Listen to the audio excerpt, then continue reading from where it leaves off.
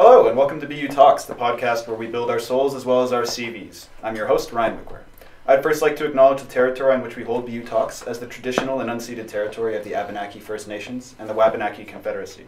In performing land acknowledgement, we make what was invisible visible and invite the land, the First Nations people, and the Truth and Reconciliation Commission into our conversation today. We'd also like to thank the Experiential Learning Internship Grant Fund, the Bishop's Bookstore, and the Advancement Office for making this podcast possible.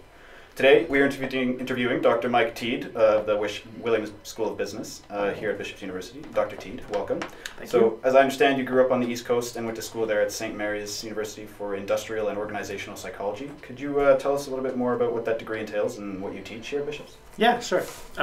Originally, I'm actually from Moncton, New Brunswick. Okay. So my undergrad is actually in psychology at University of Moncton. Oh, okay. So from there, it's interesting. I had a job where I was working at a local high school helping out with counseling services when there was a high rate of suicides. And I discovered the psychology clinical side wasn't a fit. Right. Stumbled on some HR courses, discovered industrial organizational psychology, and then went and did my master's in industrial organizational psychology at St. Mary's, which is basically the psychology of work. So you look at things like leadership, motivation, different personalities, right. Organizational cultures, how they blend. Damn. Okay, so do you think your degree then would give you a sort of double edge as a professor since you kind of already have an understanding of how people should work in a work environment? Oh, definitely. Yeah, for sure. And it's interesting because I finished my master's and I came to Bishop's for 2 years as a sessional and discovered I really fundamentally loved teaching. And what I really loved about it is I could kind of play around with all these industrial organizational psychology theories to actually help my students.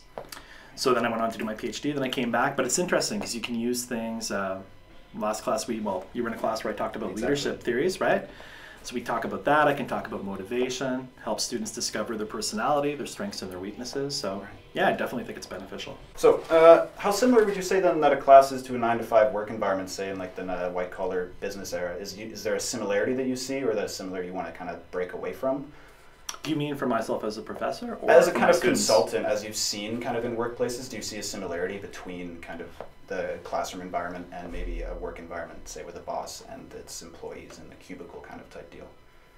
Well, I think from a professor standpoint, it's a lot different in an academic setting because you're probably juggling a lot of different things at the same time. Okay. Right? So fundamentally, you're trying to juggle your class preps, teaching your classes, meeting with students, doing additional things on the side to help them. You've got various committees that you have to participate in. Plus, you're also trying to get some research done at the same time. Right. So you mentioned the consulting side. I do consulting partially as a means to gather research data. Right. For me, what's important is getting into companies so I can identify what their needs are. Okay. So the problem is if I'm just uniquely reading research publications, which are phenomenal, a research publication can take a while before it's published. It's true.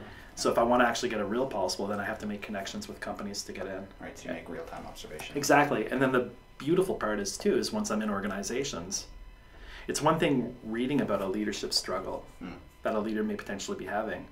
It's another thing sitting down with a leader that could potentially break down crying because their challenges are overwhelming. Exactly. So I can take all these applied aspects and actually use those examples in my classroom to support the different theories that are actually there. So from a professor side, you're juggling different things. From a student side, it's somewhat interesting because you've got all this autonomy. Right. So fundamentally, if you looked at like research on what you should be studying, it's typically about 3 hours per class, right? So a 3-hour class would be equivalent to 3 hours outside of the class. I think how many classes do you have? I take 5 per semester. 5, so 15 hours of class time, 15 hours of studying. That's a 30-hour work week, which typically you wouldn't normally have in Canada. You'd have a little bit more than that for sure. Yeah, the average is about 40, so you've got this autonomy, which is good if you balance it properly. For sure. Yeah. It's just the students actually spend those 15 hours studying. To be young. Yeah, exactly.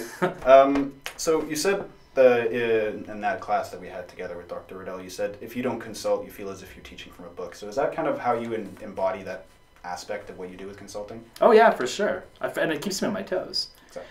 There's something to be said about being in front of a board of directors. For the Mental Health Commission Canada, we were talking to directors of company that had some of them had serious issues with absenteeism and short-term disability. Right. So you're really put on the spot and you really, really have to know your material. But what I love is I can take that material and then bring it forward in the classroom as a case study. Obviously, there's confidentiality things that are there, but I can take the main components, switch it, and develop a case with a fictitious company name. Right. So would you even say that it's more stressful to be in front of the students or the board members? Oh, definitely the board members.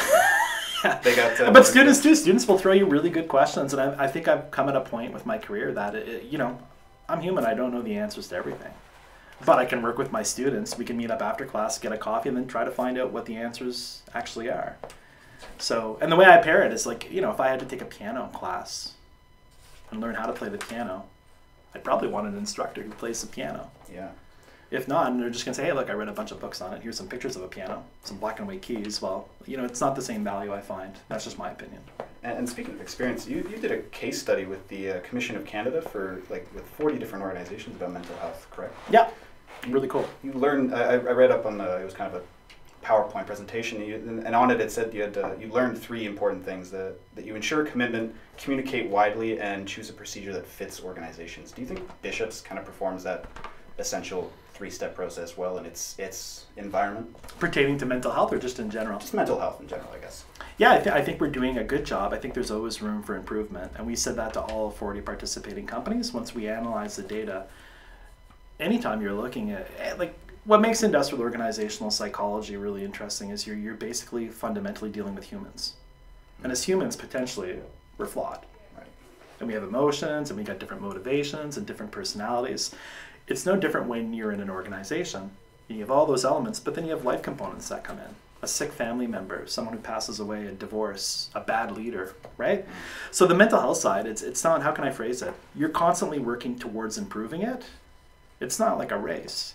It's not like there's ever an end result that you pass a finish line. You're consistently going. Constant learning. Yeah, so what I'm seeing with Bishops is, and many organizations in Canada, there seems to be a real shift to actually recognize that.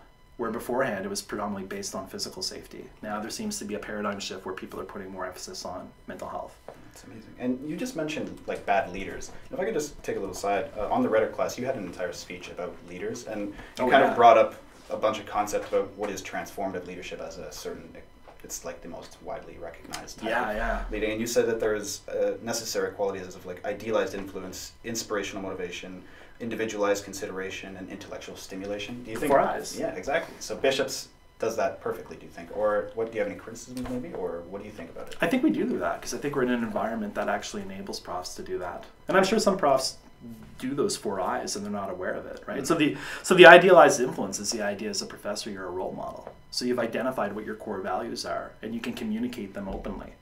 Right, so I should be doing things that I'm comfortable doing, that if the school newspaper picked up on it, or if I had to do a podcast, that people would actually recognize that the values are there and they're consistent with what I say and the actions that I actually do.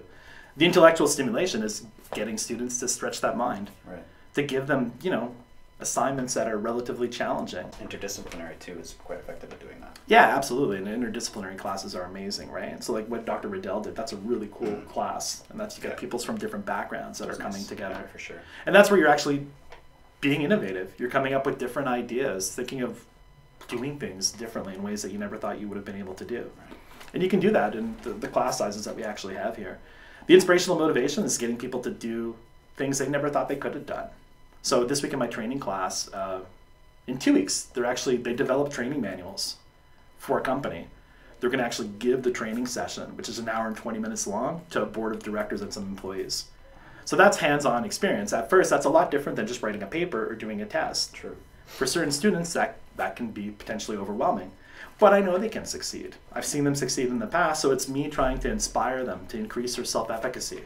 Get them to go take that first step and start learning. For sure. And what Bishops really strikes me for is the individualized consideration, where it's really you get to know your students on a one-on-one basis. And as a prof, it's amazing. It's probably one of the big enticing factors that profs kind of think about when they come here, is the fact that they get Absolutely. And I'm not, how can I phrase this? I'm not slagging any other university. Any university in Canada is a phenomenal university.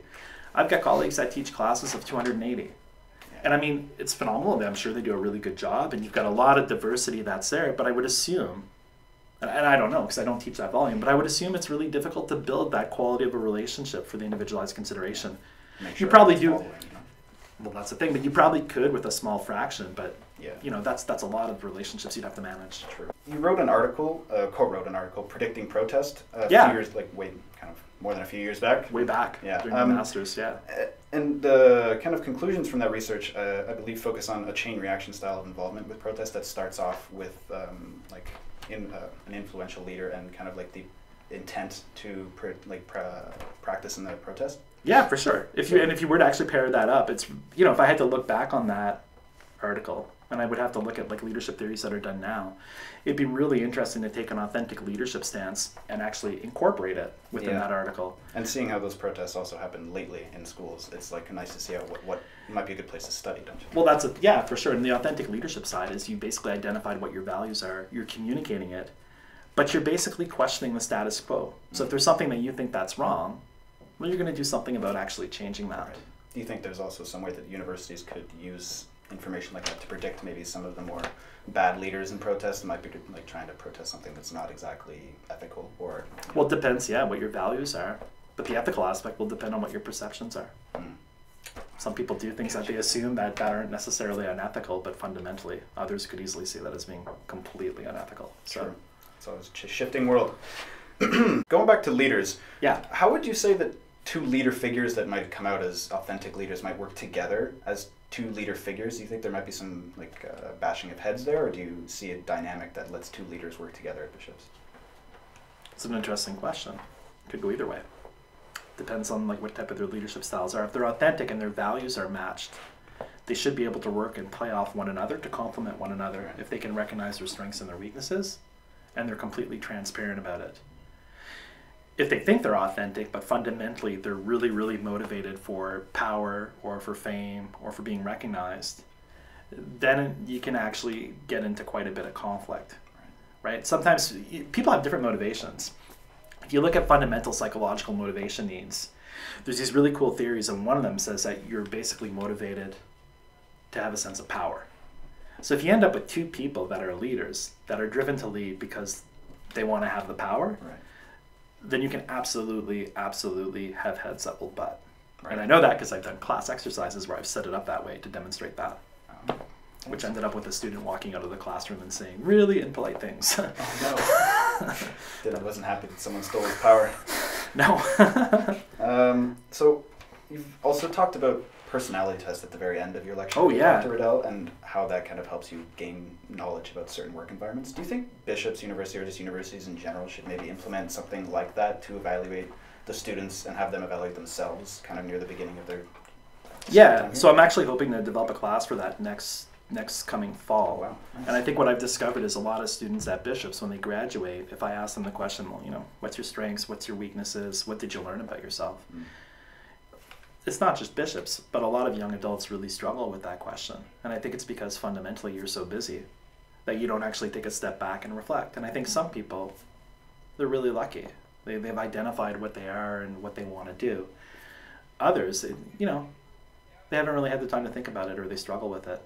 So the tests are really cool. There's like Hogan's personality inventories, there's a Neo PI3, there's different types of tests that are based on research that can actually help you identify what your strengths and what your weaknesses are.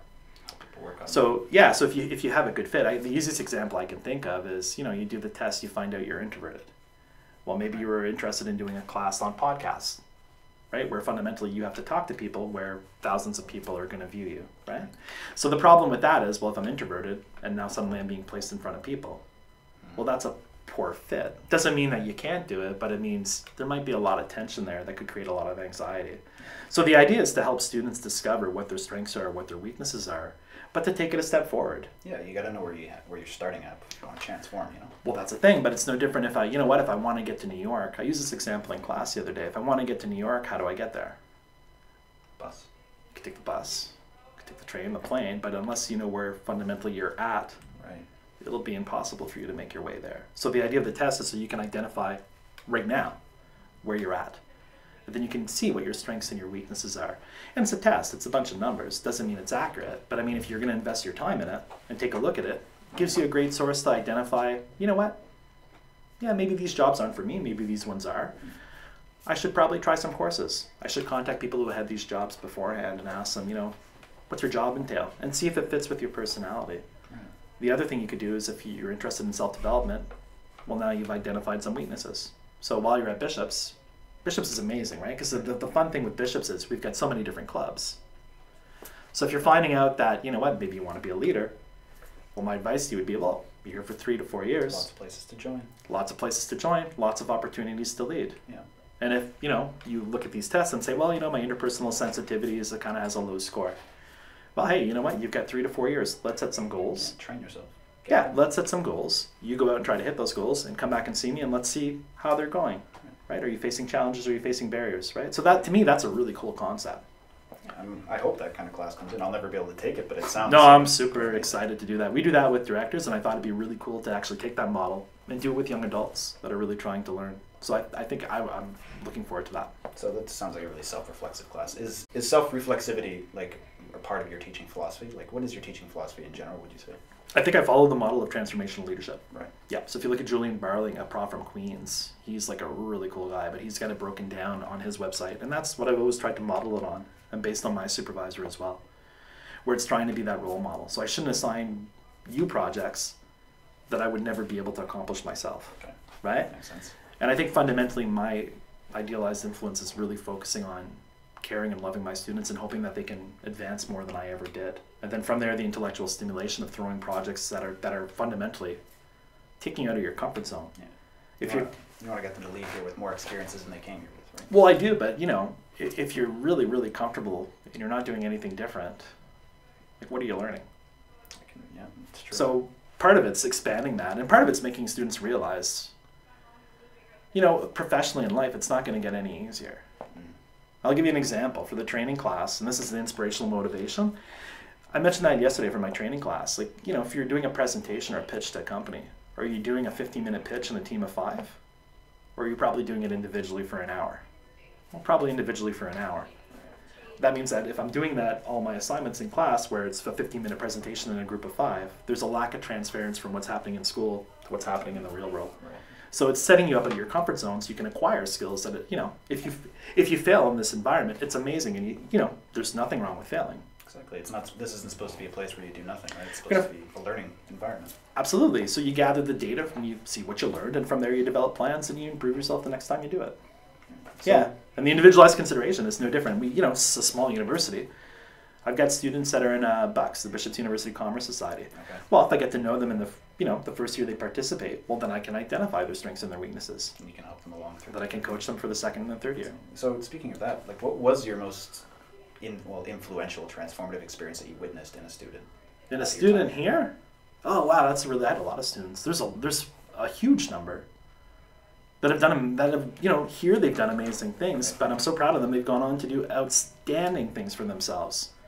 And there's nothing than a better feeling than when a student, you know, goes off and does wonderful things, and you know, some of them surpassed whatever I would ever accomplish, which is amazing to actually experience firsthand.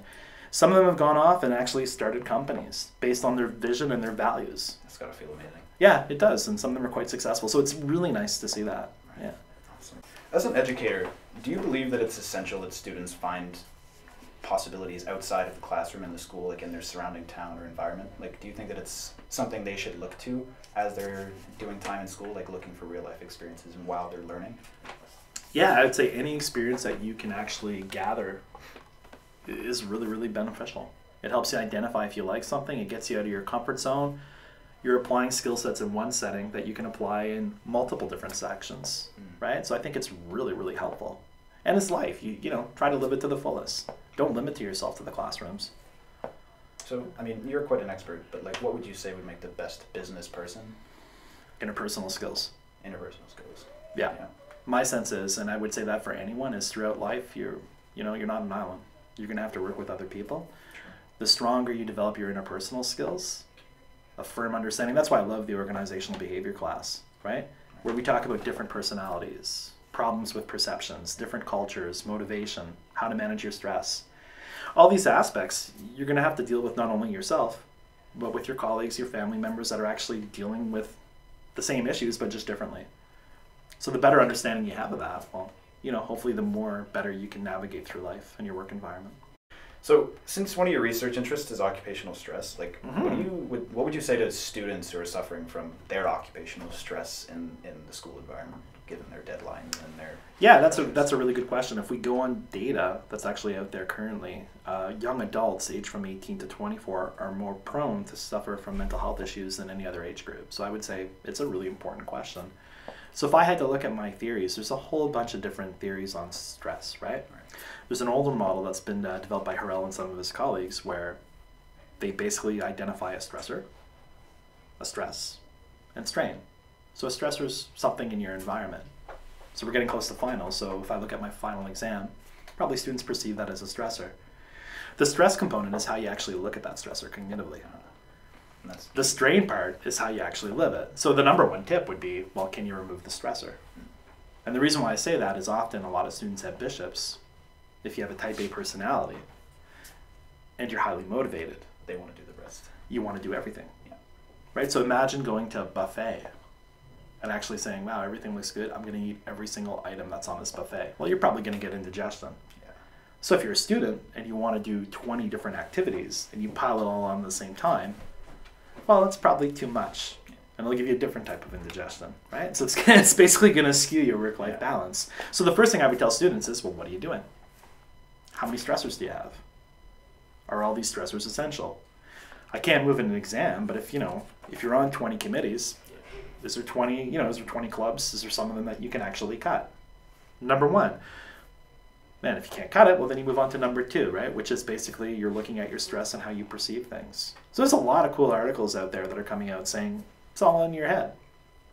So if you're looking at a stress and you're looking at it negatively, well, then you're getting into self-fulfilling prophecies, right? Where it's like, oh, it's going to be hard, it's going to be hard. Well, if that's what you're thinking, it's all in the head. It's all in the head, and there's a good probability that your actions will probably reinforce that.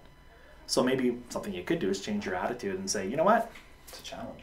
It's an exam. It's a really good opportunity for me to show what I've learned. And if I don't actually pass this exam, fundamentally, it's pretty not that great. Yeah, it's just one exam. Yeah, but I guess long term, and that's what I tell my students, are you going to be on your deathbed when you're 78 complaining about an exam that you failed? Probably not. Right? Like, life does go on, and you can actually take a look and learn from that. Yeah, true. And if you're not interested in the class and you did a low mark and you failed, well, academics would say it's a bad thing. From a personal note, maybe it demonstrates, either one of two things. One, it's not the time for you to study. Maybe it's a poor fit given the context of what you're living currently. Or two, maybe it's just a poor fit all around and you don't like the topic, which is amazing. You don't like it, then scratch it off, move on to something else. So I think if you can remove some stressors, that's phenomenal. If you can't, change your attitudes, right? Try to change that perception, or look at, think of your self-efficacy and your internal control. Your internal locus of control is, okay, here's an exam. If I were to put it on a percentage, there's 100% of effort that I can put towards this. What can I do? Have I put that effort in it? Have I read the book? Have I taken notes? Have I studied? Have I met with the prof? If you've done all those, fundamentally, what else can you control for? Yeah. Then why are you worrying? It's a lot easier said than done. I guess a lot of people get too stressed to really think it through that far, and they don't really come to that realization. No, and that's, we talked about failures earlier in the podcast, but I think part of that is like, if you were to keep a failure journal, well, chances are you're going to see recurring themes. Yeah. So at midterm point, at final point, you're probably going to pick up on certain aspects. The more you look at that externally, when you're in a better mood, you could probably learn from that. It's all about the self-reflexivity and learning for sure. from your mistakes. Failing is pretty important. Oh, yeah, it's super important, particularly how you look at your failures and what you can actually learn from them.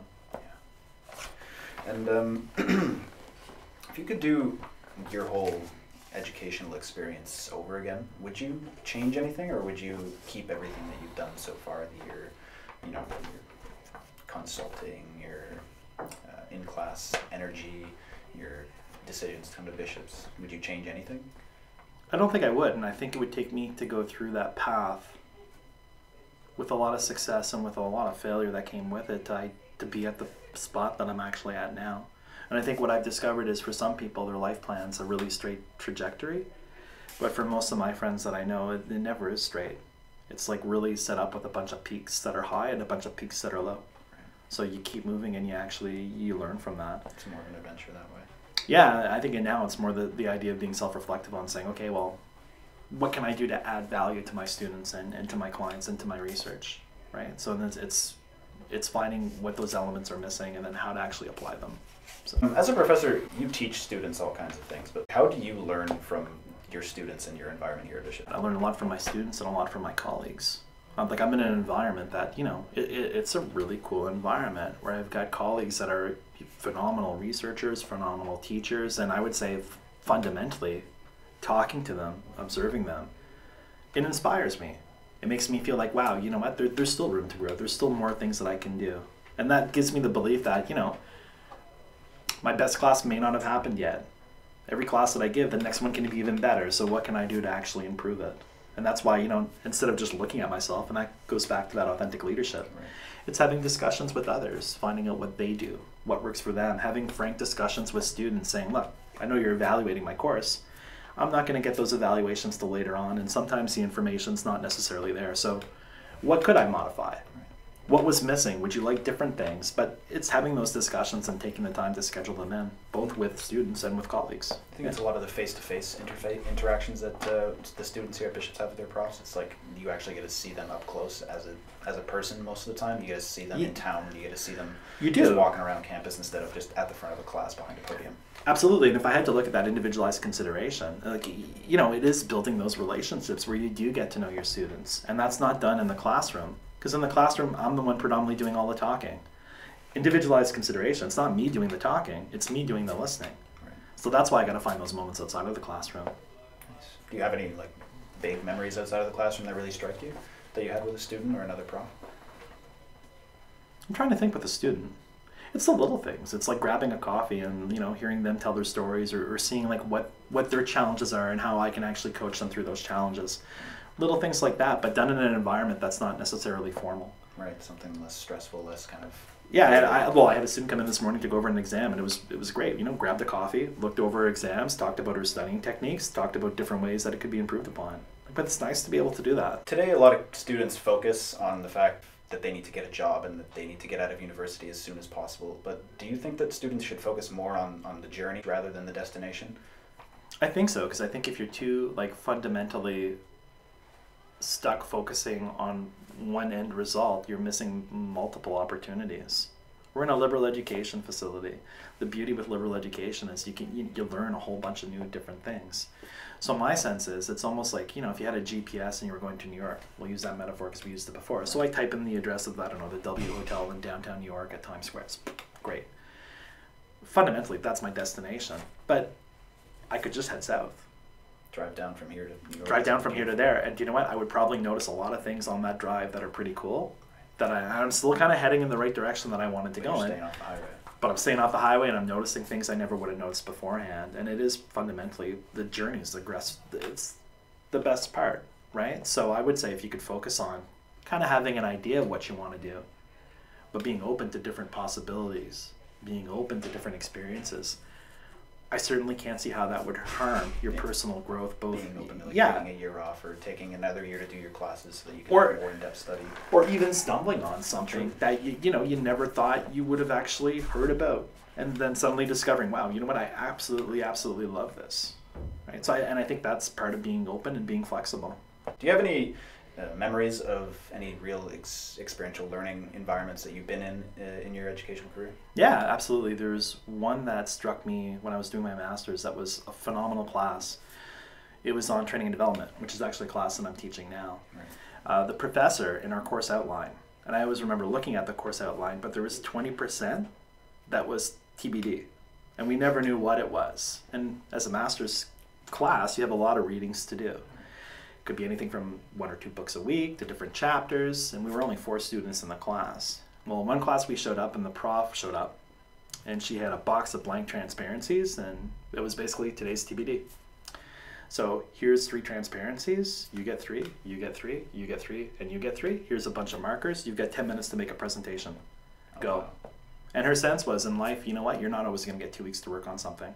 At sometimes you only have 15 minutes, show me what you know in 15 minutes. And that was a crazy experience. And that was a crazy experience. And the more I thought of it, I'm like, you know what? Yeah, that's true. Sometimes in life, you're given time to reflect on things. Other times you're not. So what did you pick up? What did you learn? Critically speaking, what's the most important aspects? Communication-wise, how can you convey that in a really short period of time? So what did you learn from that experience? Did you learn anything about yourself? And do you still learn things about yourself? Do you still think about for sure. And I think for me, like if I looked at that, the one thing I learned is, one, it's not that bad being put out of your comfort zone. And it seems really nerve-wracking, but the reality is you'll survive. The second thing, if I had to look at my master's experience, you've seen me teach. Right, it's quite a thing, actually. Well, when thank you. I don't know if that was good or bad. But before, like a lot of people wouldn't realize this, but like at the master's level, I suffered from severe anxiety from doing presentations to the point I was almost like physically sick before each presentation. Right.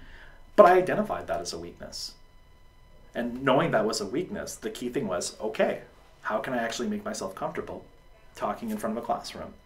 And it took a long time for me to get there, but I pushed myself and I read up on different ways of doing presentations. And I think fundamentally what I realized, you get prepared, that's your internal locus of control, then you're good to go. And then the reality is once you're past those first 2 to 3 minutes, it's really not that bad. And now I do it on a regular basis. So often I'll talk about that failure to my students saying, at first I really wasn't good at this. But with the proper planning, the proper goal setting, the proper reinforcement, I increased my belief that I could do it. And now I do it professionally, and if I can do it, fundamentally, anyone can do it, right? Exactly. Yeah. That's a good inspiration to have, especially for students of this day and age. Like, everyone's getting pretty anxious about the world state, Well, kids for are all sure. going a little bit. But I think, again, if we're going back to the leadership and it's that idealized influence that, if I want students to actually think about their failures and track them and try to develop themselves, well, it's something I have to do myself, and I have to be transparent about it. Absolutely. Yeah. Well, thank you very much, Dr. Teed, for coming to speak to us today. It's been an honor having you on our podcast, and it was really a nice conversation. It's been a real pleasure. Thanks so much. A lot. Appreciate it.